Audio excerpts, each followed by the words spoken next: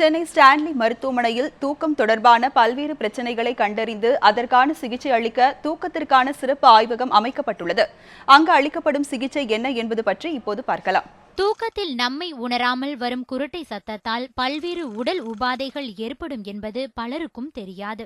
உடலில் தேவையில்லாமல் சேரும் கொழுப்பு மற்றும் சதை வளர்ச்சியால் மூச்சு விடுவதில் ஏற்படும் சிரமமே குரட்டையாக வெளிவருகிறது. இதை கண்டறிந்து குணமாக்கும் நவீன சிகிச்சை சென்னை அரசு ஸ்டான்லி மருத்துவமனையில் துவங்கப்பட்டுள்ளது. குரட்டை விடுவதால் ஆழ்ந்த உறக்கத்திற்கு செல்லாமல் சோர்வான நிலை ஏற்படும் என்றும், எனவே தூக்கத்தில் எத்தனை முறை குரட்டை விடுகிறார் என்பதை கண்டறிந்து அதற்கான அறுவை சிகிச்சை மேற்கொள்ளப்படும் என்றும் கூறுகின்றனர் மருத்துவர்கள். தூங்கும்போது உடம்பு அஃபெக்ட் ஆகுதா இல்லையான்னு பார்க்கறதுக்கு தான் இந்த ஸ்லீப் லேப். ஸோ இதில் ஹார்ட்டு, பிரெயின், எவ்வளோ காற்று உள்ளே போகுது, அது எவ்வளோ ஆக்சிஜன் வருது, இது எல்லாத்தையும் நாங்கள் இதால் மெஷர் பண்ண முடியும். ஸோ எவ்வளவு மூச்சு உள்ளே போகிறது தடைப்படுது ஒரு மணி நேரத்துக்குன்னு பார்க்கலாம். ஸோ ஒரு 5 தடவை ஆகுறது எல்லாருக்கும் நடந்து we can take it as normal. ஆனால் அதுக்கப்புறமும் இது மாதிரி ஆகுதுன்னா 7 தடவைக்கு மேலே ஆனால் அது மைல்டுன்னு சொல்லுவோம். 20-25 தடவைக்கு மேலே ஆனால் மாட்ரேட்னு சொல்லுவோம். 40-45 தடவைக்கு மேலே ஆனால் சிவியர்னு சொல்லுவோம். ஸோ நிறைய அடைப்பு இருந்ததுன்னா நிறைய ப்ராப்ளம்ஸ் வரும். ஸோ அதனால் ஃபஸ்ட்டு இந்த மெஷினை வச்சு அவங்களுக்கு தூக்கத்தினால குரட்டைனால உடம்பு அஃபெக்ட் ஆகுதா இல்லையான்றதை கண்டுபிடிப்போம். இந்தியாவில் 7% மக்களுக்கு இந்த குரட்டை பிரச்சனை உள்ளது. குழந்தைகள் முதல் முதியவர்கள் வரை இந்த பிரச்சனை ஏற்படுகிறது.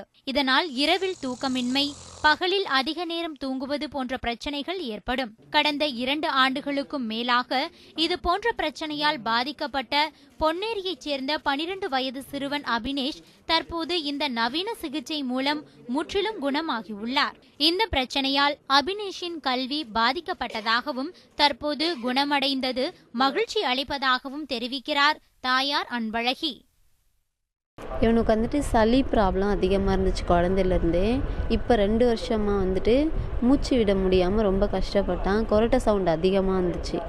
அதுக்கப்புறம் ப்ரைவேட்லலாம் நிறைய டாக்டர்கிட்ட நான் போயிட்டு பார்த்த பிறகு சளி குறைய ட்ரீட்மெண்ட் பார்ப்பாங்க. அதுக்கப்புறம் அந்த சதை வளர்ந்துருக்கு, அந்த ப்ராப்ளம்லாம் எனக்கு தெரியவே தெரியாது. வீட்டு பக்கத்தில் சொன்னாங்க, ஸ்டான்லி ஹாஸ்பிட்டலில் நல்லா பார்க்குறாங்க, அங்கே கூட்டிகிட்டு போமா, குழந்தைங்களுக்கெல்லாம் நல்லா தனியாக பார்க்குறாங்க சொன்னாங்க.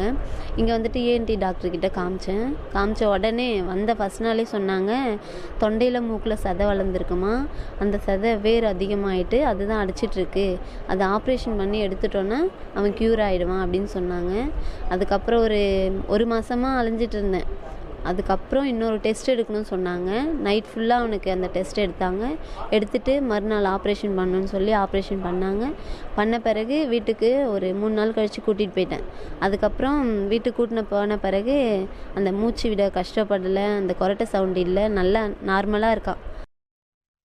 தனி மனிதனின் வாழ்வியலை பாதிக்கும் தூக்கமின்மையை குணமாக்க தனியார் மருத்துவமனைகளில் 1.5 லட்சத்திற்கு மேற்கொள்ளப்படும் சிகிச்சை அரசு மருத்துவமனைகளில் ஏழை மக்களுக்கு இலவசமாக அளிக்கப்படுவதாக ஸ்டான்லி அரசு மருத்துவமனை முதல்வர் ஐசக் தெரிவித்துள்ளார்.